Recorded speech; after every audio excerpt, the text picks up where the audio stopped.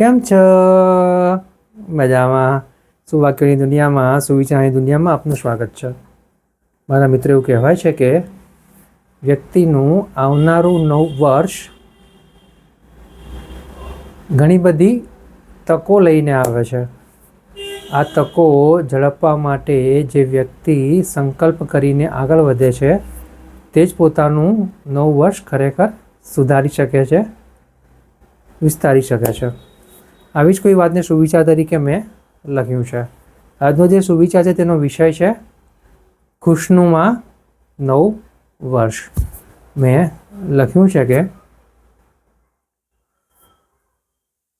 ખુલ્લું મન અને કૃતજ્ઞતાથી ભરેલું હૃદય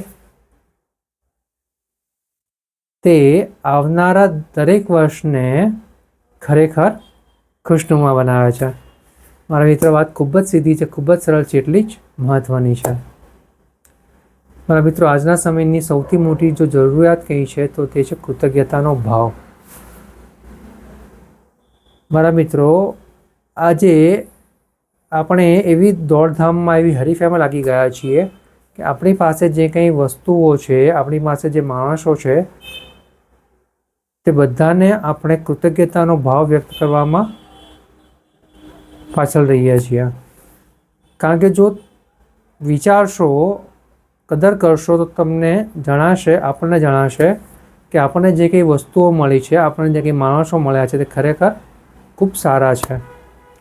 પરંતુ આપણો જે જોવાનો નજરિયો છે અથવા આપણા દિમાગમાં જે કંઈ પેરાડાઇમ્સ ભરાયેલા છે, માન્યતાઓ ભરાયેલી છે, તેના હિસાબે આપણને તે વસ્તુઓ સાથે અને તે વ્યક્તિ સાથે આપણને બહુ ફાવતું નથી હોતું.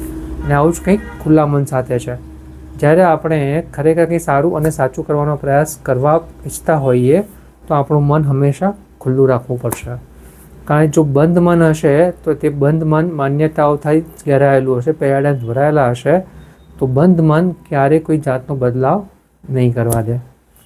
બસ મારા મિત્રો, વાત એટલી સીધી ને સરળ જ છે કે જો આપણે ખરેખર સારા અને સાચા અર્થમાં પોતાનો વિકાસ કરવા ઈચ્છતા હોઈએ, આપણી સાથે રહેલા લોકોનો વિકાસ કરવા ઈચ્છતા હોઈએ, નવા વર્ષને ખરેખર ખુશનુમા વર્ષ બનાવવા માગતા હોઈએ, ફક્ત એક વર્ષ નહીં, બધા આવનારા નવા વર્ષને ખુશનુમા બનાવવા માગતા હોઈએ, તો તેના માટે આપણે ખુલ્લા મનથી અને કૃતજ્ઞતાના ભાવ ભરેલા હૃદયથી કામ લેવું પડશે. Thank you.